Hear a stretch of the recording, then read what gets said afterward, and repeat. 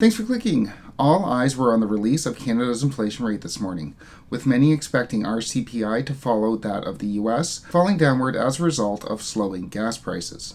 We got the results this morning, and our inflation rate did fall backward to 7.6%, down from the 8.1% 31-year high that we saw in June. There's nothing to worry about. So congrats to the 30% of viewers on this channel that voted for 7.5 to 8%. Following the release of lower US inflation data that we received last week, many analysts were predicting that if we saw something similar with Canada's inflation, it would put less pressure on the Bank of Canada to deliver a supersized rate hike at its meeting next month. Yet following the release of Canada's inflation data this morning, many of those experts switched, noting that there's still a case to be made for another jumbo-sized rate hike. Indeed, even with the slowing inflation numbers, it's not yet clear that the Bank of Canada is going to reverse course on the pace of its rate hikes. As if we look at our current interest rate policy in historical terms, look at the state of the economy and other factors pushing up our inflation rate besides gas, Canada's inflation rate continues to be a major concern. So what I want to do today is go over Canada's inflation rate, take a look at our current interest rates in historical terms as they are still relatively low. Then I want to look at the other inflationary pressures pushing up our prices other than gas, as gas prices are definitely not the only factors pushing up Canadian prices. Whether or not the Bank of Canada will deliver another jumbo rate hike at its rate announcement on September 7th remains to be seen, but we'll obviously have updates out on this channel. If you want to get those updates, make sure you click like and subscribe, but for now, let's get into this inflation rate.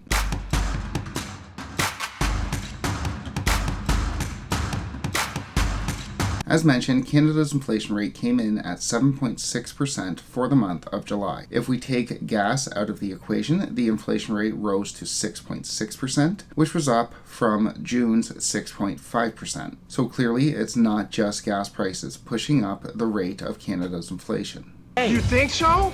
While a 7.6% inflation rate is definitely better than the 8.1% that we saw in June, it's still massively high, especially compared to our policy rate of 2.5%. The last time Canada's inflation rate was this high, with the exception of last month, was in February of 1983, at which time the policy rate, the rate set by the Bank of Canada, was 9.18%, or about 650 basis points, 6.5% higher than it is right now. At that time, Canada's prime rate was 11.5%.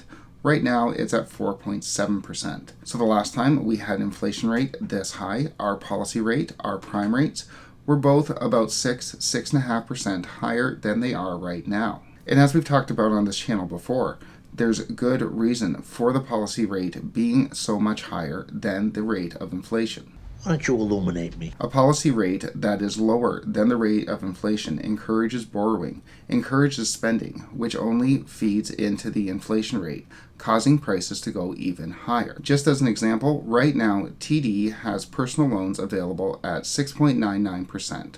So 7%. If you borrow $100 to buy that widget, you owe $107 at the end of the year with TD's personal loan. However, if the inflation rate is 7.6%, that same widget will cost you $107.60 at the end of the year. So it makes financial sense to buy it now. And if everybody borrows money to buy everything now for fear that it's going to be more expensive in a year, that just feeds into the inflation rate. This is obviously an ideal example, depending on how you look at it, but you get the idea. But in this hypothetical example, 7% is still relatively expensive money. There is cheaper money out there.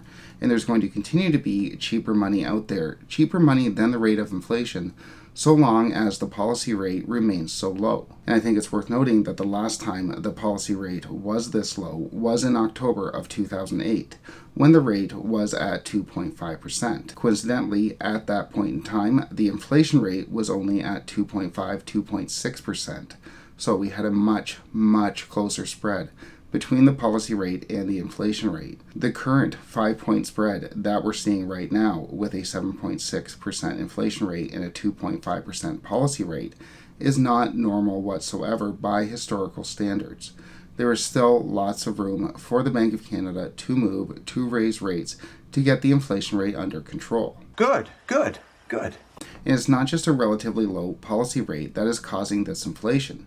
That may have been the case when the inflation spiral started, but the effects of an inflation rate that was left to run hot without any intervention are starting to snowball. In what some are calling the summer of discontent, wage demands and labor unrest is growing throughout the country in response to the past 6 to 12 months of continual price increases. Indeed, in BC and Ontario, we're seeing continual talk of strikes over wage demands as workers attempt to recoup some of their lost buying power brought on by this ultra-high inflation rate. Bank of Canada Governor Tiff Macklem spoke of this last month after the bank delivered its 100 basis point rate hike, noting that as businesses pay their workers more money in attempt to keep them, those businesses will pass those costs on to consumers, which will create a self-perpetuating cycle, a self-perpetuating inflationary cycle, where wage demands lead to more inflation, which leads to more wage demands,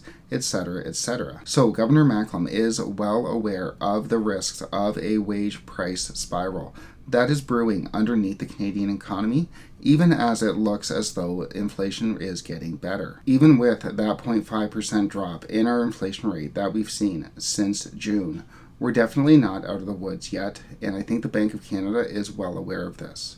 If we look at the historical difference between the policy rate and the interest rates are still massively low.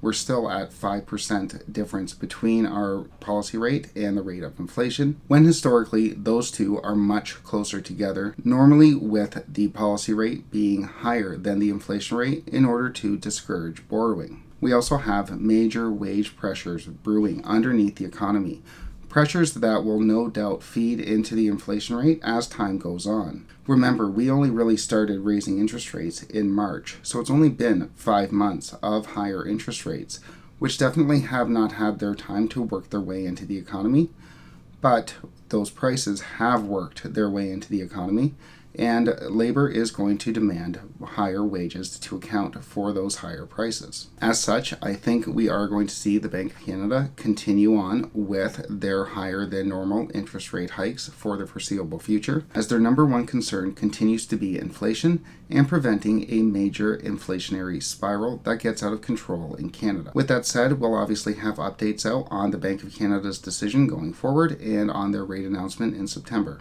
If you want to get those updates, make sure you click, like, and subscribe. But for now, thanks so much for watching.